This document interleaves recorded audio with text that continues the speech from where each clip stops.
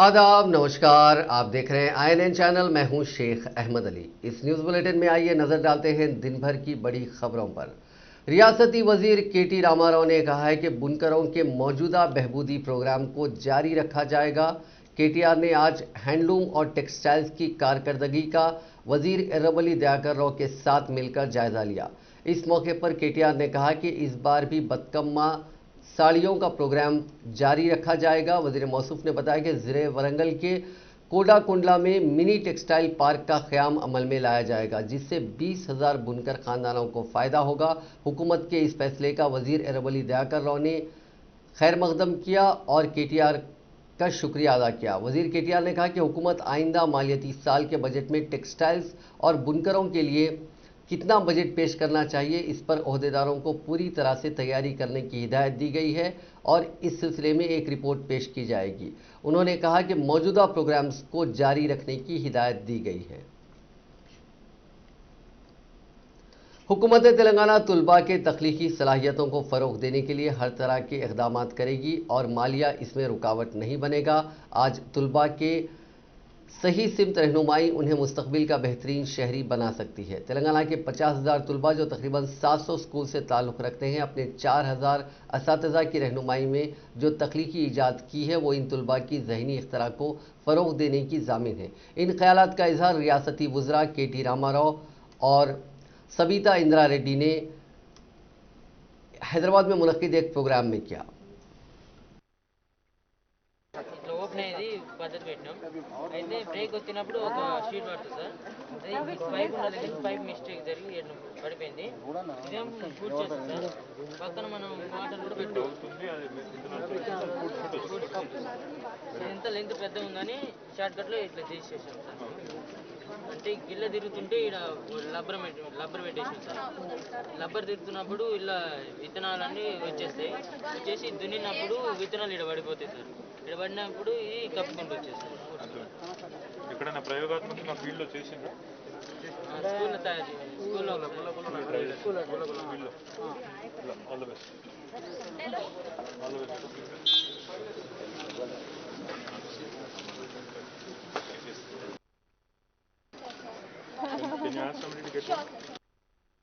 ఇవన్నీ కూడా ఒక చిన్న ఎగ్జాంపుల్స్.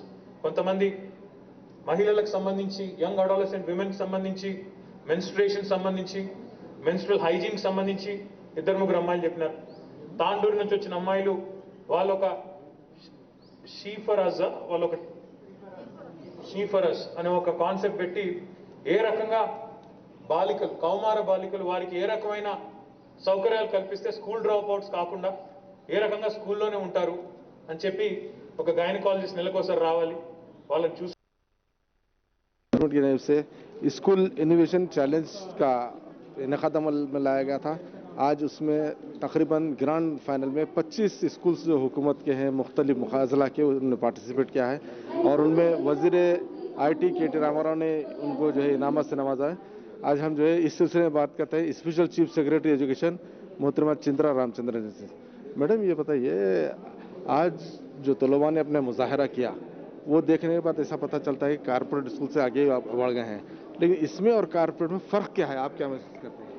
मुझे लगता है कि जो हमारे चीफ मिनिस्टर साहब हैं उनका हमारे लिए इंस्ट्रक्शन ये है कि कॉरपोरेट स्कूल में और गवर्नमेंट स्कूल बच्चों में कोई फ़र्क ना हो।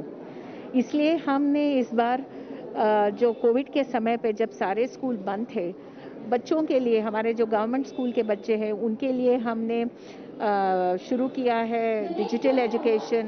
उनके लिए इस टाइप के प्रोग्राम्स किए हैं।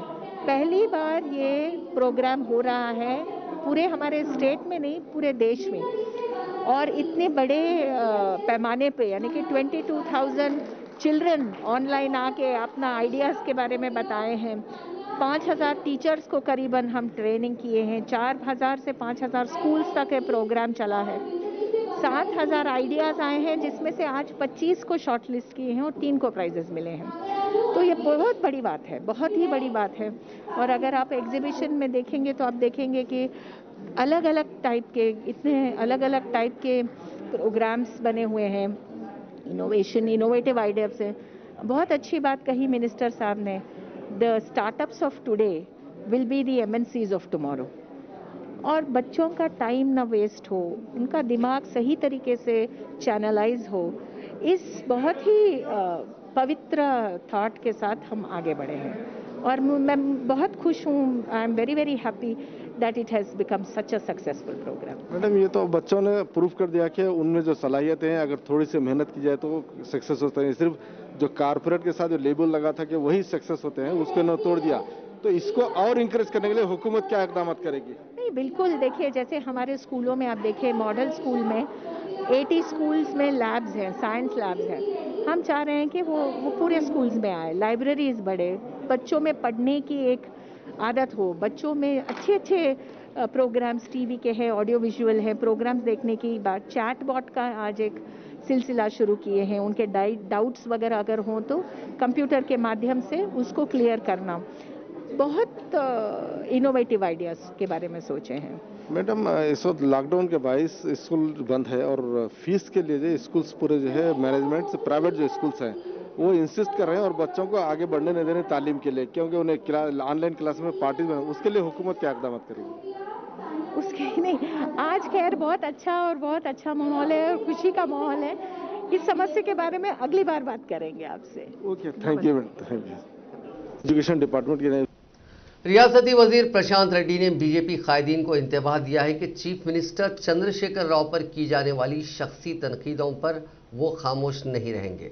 उन्होंने बालकुंडा असेंबली हल्के में मुख्तलिफ तरक्याती कामों का इफ्तिताह किया। इस मौके पर खिताब करते हुए प्रशांत रेड्डी ने कहा कि बीजेपी के कायदीन तमाम हदें पार कर रहे हैं। उन्होंने कहा कि बीजेपी कायदीन हमारे सब्र का इम्तिहान ना लें। अगर वो अपने रवैये में तब्दीली नहीं लाते हैं तो टीआरएस के कारकुन गांव-गांव में उन्हें रुकावटें हायल करेंगे। प्रशांत रेड्डी ने बीजेपी के रियासती सदर बंडी संजय को शदीद तनकीद का निशाना बनाते हुए सवाल किया कि आया उनमें केसीआर को जेल भेजने की हिम्मत है। उन्होंने सवाल किया कि आया बीजेपी के कायदीन चीफ मिनिस्टर चंद्रशेखर राव को इसलिए जेल भेजने की धमकी दे रहे हैं कि उन्होंने रियासत को तरक्की दी है। उन्होंने कहा कि केसीआर जैसा चीफ मिनिस्टर सारे मुल्क में नहीं मिलता। किसानों को 24 घंटे मुफ्त बरकी सरबराही के अलावा कास्ट के लिए माली इमदाद, रैतु बीमा, कल्याणा लक्ष्मी, शादी मुबारक, केसीआर किट और 2016 रुपये के वज़ाइफ, अकामती स्कूल्स, बारीक चावल जैसे कई स्कीमात पर अमल आवरी हो रही है। क्या बीजेपी उन स्कीमात को अमल करने की वजह से चीफ मिनिस्टर को जेल भेजना चाहती है? उन्होंने बीजेपी कायदीन को चैलेंज किया कि तेलंगाना में तरक्की और अवामी फलाह बहबूद की जो स्कीमात चल रही हैं उन स्कीमात को बीजेपी ज़ेर इख्तिदार वाली 2 रियासतों में अमल करते हुए दिखाएं। रियासत में पाम ऑयल की काश्त की हौसला अफजाई के लिए रियासती सतह की बैंकर्स कमेटी के खुसूसी इजलास में वजीर ज़राअत निरंजन रेड्डी ने शिरकत की। इस मौके पर खिताब करते हुए वजीर ज़राअत ने कहा कि 1 एकड़ पाम ऑयल की काश्त के लिए पहले 4 साल तक 1,38,680 रुपये के अखराजात आयद होंगे, जिनमें 31,832 रुपये रियासती हुकूमत की जानिब से रियायत दी जाएगी। उन्होंने कहा कि मुल्क की आबादी के लिहाज से हिंदुस्तान में 22 मिलियन टन पाम ऑयल की ज़रूरत है, लेकिन मुल्क में फिलवक्त 7 मिलियन टन पाम ऑयल की ही काश्त हो रही है। बाकी 15 मिलियन टन बैरून मुल्क से हासिल की जा रही है। फिलवक्त मुल्क में पाम ऑयल की काश्त 8,25,000 एकड़ पर हो रही है। उन्होंने कहा कि तेलंगाना में तकरीबन 3,66,000 टन पाम ऑयल की ज़रूरत होती है। फिलवक्त 38,000 टन पाम ऑयल पैदा हो रहा है। इस किल्लत को दूर करने के लिए 2.5 लाख एकड़ पर पाम ऑयल की काश्त का निशाना मुकर्रर किया गया है। उन्होंने कहा कि फी एकड़ पाम ऑयल 10 से 12 टन की काश्त होगी। 25 से 30 साल तक सालाना फी एकड़ 1,20,000 से 1.5 लाख रुपए तक आमदनी हासिल हो सकती है। उन्होंने किसानों को मशवरा दिया कि वो पाम ऑयल की काश्त पर तवज्जो दें। चीफ सेक्रेटरी सोमेश कुमार ने कहा है कि वजीर आला के चंद्रशेखर राव एससीज और एसटीज नौजवानों में एंटरप्रेन्योरशिप को फ़रोग देने और उनमें रोजगार पैदा करने को लेकर काफ़ी संजीदा है। Dalit Indian chamber of commerce and industry यानी DICCI के एक वफद से BR के भवन में बात करते हुए चीफ सेक्रेटरी ने कहा कि हुकूमत DICCI को हर तरह से मदद फराहम करेगी। उन्होंने DICCI को एससीज और एसटीज में सनती रुझान को बढ़ावा देने के लिए नए तरीक़ेकार अपनाने का मशवरा दिया। इस वफद में DICCI के सदर अरुणा दसारी, नेशनल प्रेसिडेंट रवि कुमार नर्रा और दीगर कायदीन मौजूद थे। चीफ सेक्रेटरी सोमेश कुमार ने तमाम महकमों के आला अफसरान को हिदायत दी है कि वह तमाम अहल सरकारी मुलाजमीन को 31 जनवरी तक तरक्की दें। चीफ सेक्रेटरी ने स्पेशल चीफ सेक्रेटरीज और मुख्तलिफ महकमों के प्रिंसिपल सेक्रेटरीज से मुलाकात की और हिदायत दी कि तमाम अहल मुलाजमीन को बिला ताखीर तरक्की देने का अमल मुकम्मल किया जाए। उन्होंने कहा कि वो ओहदेदारों से 6, 27 और 20 जनवरी को एक बार फिर मुलाजिमीन की तरक्कियों के अमल पर बातचीत करेंगे। तेलंगाना प्रदेश कांग्रेस कमेटी के सदर उत्तम कुमार रेड्डी ने कहा है कि कांग्रेस में सेवा दल की काफ़ी अहमियत है। गांधी भवन में सेवा दल प्रोग्राम मुनक्किद हुआ जिसमें कुल हिंद सेवा दल के सदर लालजी देसाई ने शिरकत की। इस मौके पर उत्तम कुमार रेड्डी ने कहा कि सेवा दल के हर कारकुन को पार्टी की मदद हासिल रहेगी। उन्होंने कहा कि उनकी खिदमत काबिल फ़ख्र हैं। उत्तम कुमार रेड्डी ने कहा कि सेवा दल की तारीख से काफ़ी लोग वाकिफ़ नहीं हैं, उनके खिदमत की तशहीर होनी चाहिए। सेवा दल में खिदमत अंजाम देने वाले खुद पर फ़ख्र करें। उन्होंने कहा कि सेवा दल प्रोग्राम को बुनियादी सतह पर मुनक़िद करते हुए इसको मुस्तहकम बनाएं।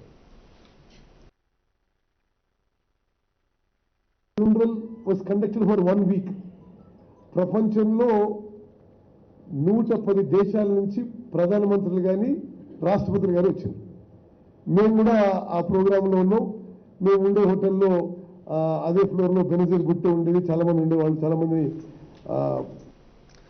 साबिक पीसीसी सदर पोन्नला लक्ष्मया ने कहा कि मरकजी और रियासती हुकूमतें कोरोना वायरस के वैक्सीन के मामले में गैर यकीनी से दो चार हैं। मीडिया से बात करते हुए उन्होंने कहा कि दोनों हुकूमतें अवाम में हिम्मत दिलाने में नाकाम हो चुकी हैं। दीगर ममालिक में मुल्क की क़यादत करने वालों ने खुद को वैक्सीन लेकर अवाम में एतमाद बहाल किया, लेकिन यहाँ सूरत हाल उसके बरक्स है। उन्होंने मुतालबा किया कि अवाम में एतमाद बहाल करने के लिए बीजेपी कायदीन और रियासत के वज़ीर आला पहले वैक्सीन लगाएं, उसके बाद वो वैक्सीन अवाम को दें।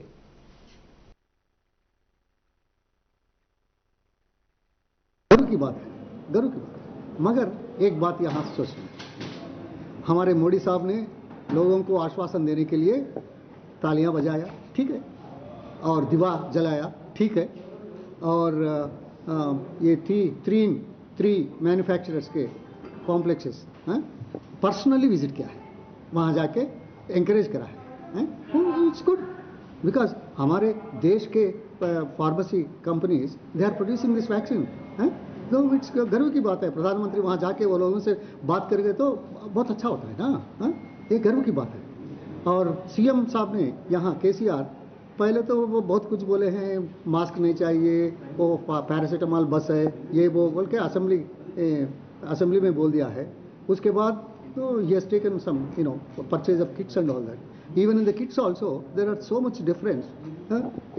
Health minister said something, municipal administration minister said something, and the government has given a different statistics to the government of India official delegation, and CM और कुछ बोला है।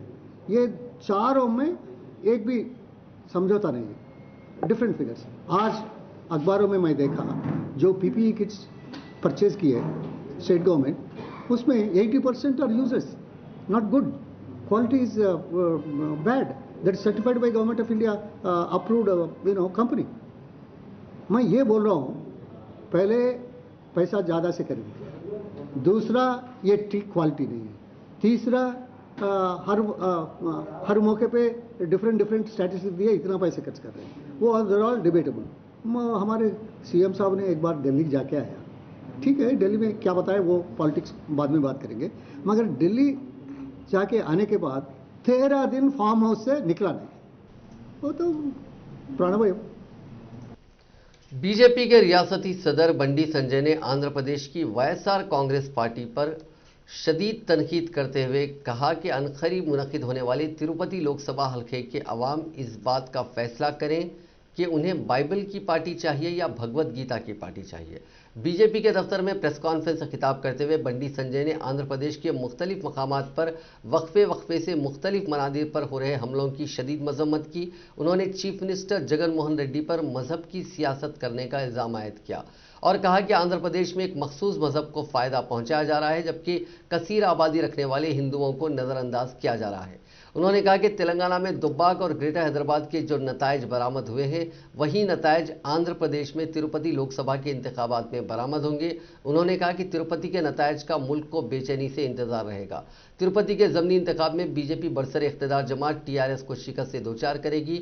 उन्होंने इल्ज़ाम लगाया कि आंध्र प्रदेश में तिरुपति के अलावा दीगर मनादिर में हिंदुओं की जानिब से दिए जाने वाले अतियात की रकम हुकूमत दीगर मकासद पर इस्तेमाल कर रही है। बंडी संजय ने जगनमोहन रेड्डी को इंतबाह दिया कि वह आंध्र प्रदेश बीजेपी के कारकुनों के सबर को उनकी कमजोरी ना समझें, वक्त आने पर हुकूमत को वो नहीं बख्शेंगे। उन्होंने इंतबाह दिया कि रियासत में मनादिर पर जो हमले हो रहे हैं, उसका खुमियाजा जगनमोहन रेड्डी हुकूमत को भुगतना पड़ेगा। बीजेपी के कौमी जनरल सेक्रेटरी मुरलीधर राव ने कहा है कि तेलंगाना का मतलब खानदानी हुकूमत हो चुका है। मीडिया से बात करते हुए उन्होंने कहा कि केसीआर को सिर्फ अपने खानदान की फिक्र है। रियासत में तालीमी निज़ाम मुकम्मल तहस नहस हो चुका है। रियासत में यूनिवर्सिटीज़ मौजूद हैं, लेकिन वाइस चांसलर्स नहीं हैं। यूनिवर्सिटीज़ में 80% पोस्ट खाली हैं। సో అటువంటి విద్యారంగం ఈ రోజు రివర్స్ గేర్లోకి తీసుకుపోయినటువంటి ప్రభుత్వము టీఆర్ఎస్ ప్రభుత్వము. మీకు ఉదాహరణలతో సహా నేను చూపెడతాను. నేను మొత్తం మన దగ్గర లెక్కలు ఉన్నాయి. కాబట్టి ఈ రోజు తెలంగాణలో ఈ ప్రభుత్వం వచ్చిన తర్వాత ఉన్నత విద్య రివర్స్ గేర్లో నడుస్తున్నది. సరస్వతి పూజ జరగాల్సినటువంటి ప్లేసులో చీకటి రాత్రి నడుస్తున్నది. మొత్తం కూడా విద్యారంగం అంధకారమయం, చీకటిమయం. ఎక్కడైతే సరస్వతి పూజలు జరగాలో అక్కడ చీకటి పూజ జరుగుతున్నది. ఇది టీఆర్ఎస్ ప్రభుత్వం కారణంగా. 10 లక్షల మంది విద్యార్థులు జూనియర్ కాలేజీలో, 8 లక్షల మంది విద్యార్థులు డిగ్రీ కాలేజీలో, విశ్వవిద్యాలయాల్లో ఉండేటువంటి విద్యార్థులు ఏదైతుందో ఇది तेलंगाना जन समिति के सदर प्रोफेसर कोदंडराम ने इल्ज़ाम लगाया है कि चंद्रशेखर राव हुकूमत अवामी मसाइल के हल में संजीदा नहीं है। कोदंडराम, जिन्होंने बेरोजगार नौजवानों, किसानों और प्राइवेट असातिज़ा के मसाइल की यकसोई के लिए पार्टी ऑफिस में 48 घंटे की हड़ताल का आगाज़ किया था, हड़ताल के दूसरे दिन मीडिया से बात करते हुए आदा किया कि अवामी मसाइल के हल तक उनकी पार्टी की जद्दोजहद जारी रहेगी। उन्होंने कहा कि इस हड़ताल के अख्तिताम के बाद वो मुस्तकबिल के लाहे अमल का ऐलान करेंगे। उन्होंने कहा कि अवामी बहबूद की जिम्मेदारी हुकूमत की है, हुकूमत कॉन्ट्रैक्टर्स की जेब भरने का काम कर रही है। कोदंडराम ने कहा कि ज़राअत भी बहरान का शिकार हो गई है और किसान हुकूमत से मायूस हो गए हैं। बरसरे इख्तिदार आने के बावजूद टीआरएस हुकूमत की जानिब से बेरोजगार नौजवानों को अलाउंस नहीं दिया गया। कई बेरोजगार नौजवान मुलाजिमत ना मिलने की वजह से शदीद मुश्किलात का सामना कर रहे हैं। అసంఘటిత కార్మికుల పుట్టగొట్టకని అడుగుతున్నాం. బతుకు తెరువు కాజేయకయా నిలబెట్టు అని అడుగుతున్నాం ఇవాళ ముఖ్యమంత్రిని. రైతులను కష్టపడి పంట పండించి నలుగురికి తిండి పెట్టేటువంటి రైతు ఇవాళ ఆవేదనతో ఉన్నాడు. ఆదుకోమని చెప్పి అడుగుతున్నాం ఇవాళ. మనం అడిగిన దాంట్లో న్యాయం ఉంది, మనం అడిగిన దాంట్లో వాస్తవం ఉన్నది. ఇవేవి కూడా చేయటం కష్టమైన పని కాదు. ఇవాళ లోటు బడ్జెట్ పేరుతో తప్పించుకోవటానికి కూడా వీలు లేదు. నీ దగ్గరున్న డబ్బులతో నువ్వు ఎందుకు కేవలము ఒక్క మెగా కృష్ణారెడ్డికే చేస్తున్నావు, మమ్మల్ని ఎందుకు మర్చిపోతున్నావు అని చెప్పి అడుగుతున్నాను. నిన్నెన్నుకున్న మెగా కృష్ణారెడ్డి కాదు, మా ఓట్లు నిన్నెన్నుకున్నావని ఈ సందర్భంగా మేము స్పష్టంగా ప్రకటించదలిచినాం. మెగా కృష్ణారెడ్డి నువ్వు కలిస్తే ఈ గవర్నమెంట్ కాదు, మేమందరం కలిస్తే, అమరులైన కుటుంబాలు కలిస్తేనే ఇవాళ తెలంగాణ తప్ప ఇంకోటి కాదని చెప్పదలిచినాం. ఆ తెలంగాణకు మేము వారసులుగా మేము చెప్తున్నాం, వస్తున్నాం. तेलंगाना के नागार्जुना सागर हाइडल पावर प्लांट में आग लगने का वाकया पेश आया। समझा जाता है कि बिजली की पैदावार के दौरान ट्रांसफार्मर से ये आग भड़क उठी। इस वाकये में किसी की हलाकत या किसी के झुलसने की कोई इत्तला नहीं है, क्योंकि आग देखते ही चौकस स्टाफ वहां से हट गया। ओहदेदारों ने किसी को भी पावर स्टेशन के अंदर दाखिल होने की इजाज़त नहीं दी है। गुज़िश्ता साल अगस्त में श्रीसैलम पावर प्लांट नागर कर्नूल में आग लगने का वाकया पेश आया था, जिसमें 9 अफराद बशमूल 2 टेक्नीशियंस हलाक हो गए थे। आंध्र प्रदेश के वज़ीर आला वाई जगनमोहन रेड्डी ने रियासत के मुख्तलिफ मकामात पर मनादिर में मूर्तियों को नुकसान पहुंचाने के वाक़े के सिलसिले में इल्ज़ाम लगाया कि बाज़ अफराद हुकूमत के खिलाफ काम करते हुए झूठा प्रोपेगेंडा कर रहे हैं। उन्होंने ताड़ेपल्ली में वाक़ अपने कैंप ऑफिस से तिरुपति में मुनक्किदा AP पुलिस ड्यूटी मीट से खिताब करते हुए कहा कि बाज़ अफराद आवाम को गुमराह करने की कोशिश कर रहे हैं ताकि हुकूमत की शबिया मुतासिर हो और हुकूमत का नाम बदनाम हो। उन्होंने कहा कि ऐसे वाक़यात सरकारी स्कीमात के आगाज़ से पहले पेश आ रहे हैं, जिसका वाज़े मकसद हुकूमत को बदनाम करना है और मीडिया का एक गोशा उसकी काफ़ी तशहीर कर रहा है। उन्होंने इल्ज़ाम लगाया कि बेशतर ऐसी मनादिर में ये वाक़यात पेश आए हैं जो तेलुगु देशम के कंट्रोल में है। आवाम को ये समझना चाहिए कि कौन इन मूर्तियों को निशाना बना रहा है। तकरीबन 20,000 मनादिर में पहले ही CCTV कैमरे लगाए जा चुके हैं। ద్వారా కూడా ఆ రాజకీయాల ద్వారా కూడా మేలు పొందాలి అనే ఆలోచనలు చేసే దారుణమైన కలియుగం క్లైమాక్స్లోకి ఈరోజు మనం ఉన్నాం. ఈరోజు నిజంగా దేవుడి విగ్రహాలుతో ఈరోజు చెలగాటం ఆడుతూ ఉన్న పరిస్థితులు ఈరోజు గమనిస్తూ ఉంటే ఒకసారి నాకు ఆశ్చర్యం అనిపిస్తుంది, వీళ్ళు అసలు మనుషులేనా అని చెప్పి. నిజంగా భయము భక్తి దేవుడంటే ఏమీ లేని పరిస్థితులు. ఇటువంటి నేరాలను కూడా ఎక్కడో మారుమూలన ఎక్కడో ఒక ఊరిలో ఒక చిన్న గ్రామంలో ఎవరు మనుషులు లేనప్పుడు అర్ధరాత్రి పూట दुनिया भर में कोरोना वायरस से मुतासरीन की तादाद आज 8,55,99,504 हो गई है, जबकि इस मोजी वायरस से अब तक 18,53,005 लोगों की मौत हो गई है।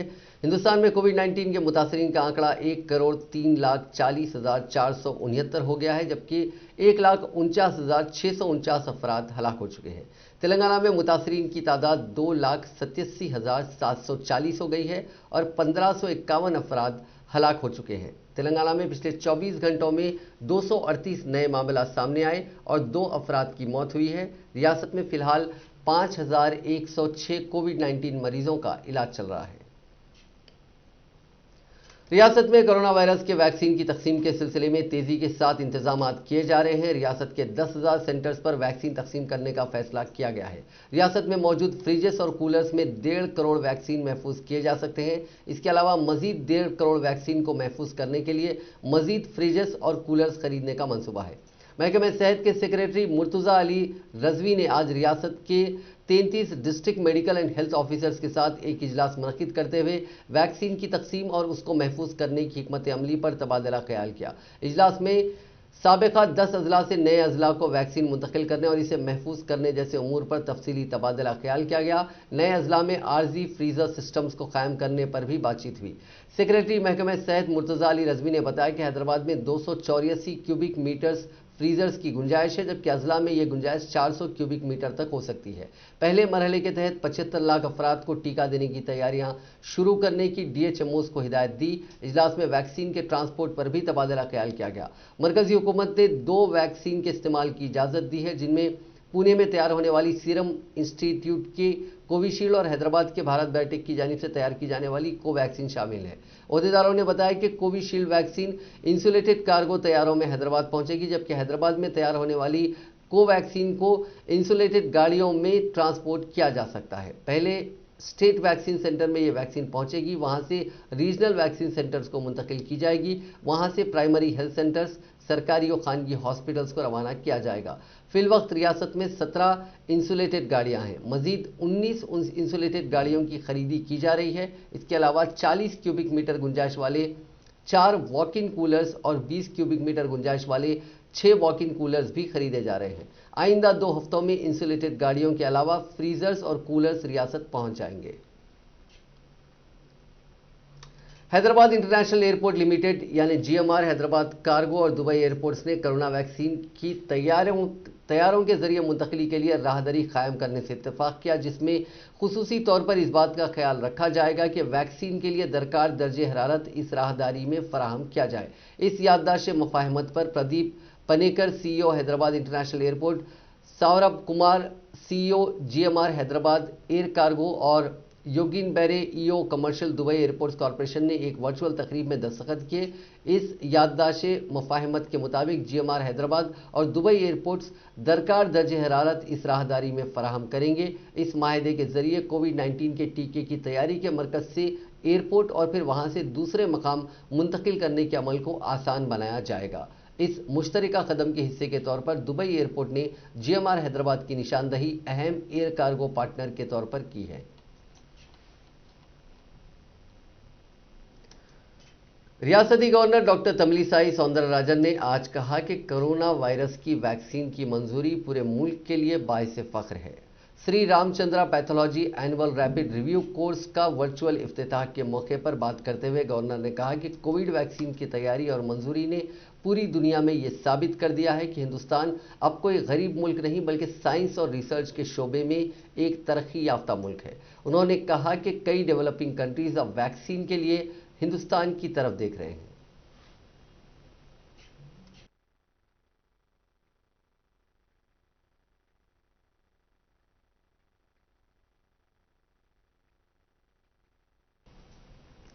Telangana state road transport corporation Sankranti त्योहार के मौके पर 4,981 खुसूसी बसें चलाने का मंसूबा रखता है। 8 जनवरी से 14 जनवरी तक ये खुसूसी बसें चलाई जाएंगी।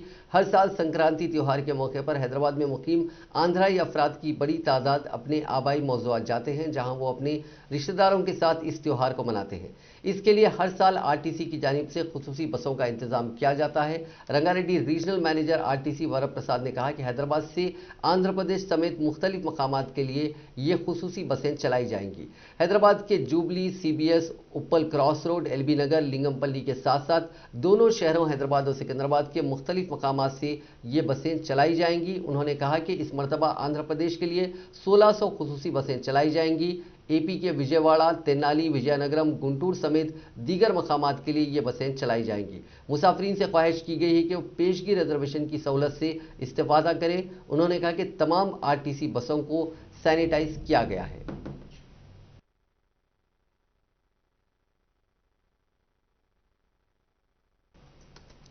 शहर हैदराबाद में हालत नशा में गाड़ी चलाने वालों के खिलाफ मुहिम में तेजी और शिद्दत पैदा की जाएगी। इसी के हिस्से के तौर पर सैबराबाद कमिश्नरेट के हुदूद में गुज़िश्ता एक हफ्ते के दौरान 3,571 अफराद के खिलाफ मामला दर्ज किया गया, जो हालत नशा में गाड़ी चलाते हुए पकड़े गए थे। पुलिस ने इतवार को ऐसे 336 मामला दर्ज किए। पुलिस ने कहा कि हादसात की रोकथाम के लिए इस मुहिम में शिद्दत पैदा की जाएगी।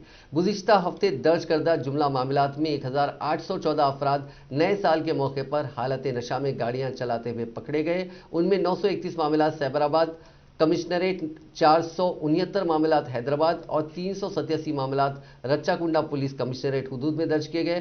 पुलिस ने हालत नशा में गाड़ी चलाने वाले अफराद की गाड़ियों को जब्त भी कर लिया। ताहम नए साल के मौके पर हालत नशा में गाड़ियां चलाते हुए पकड़े गए अफराद की तादाद गुज़िश्ता साल के मुकाबले काफ़ी कम है।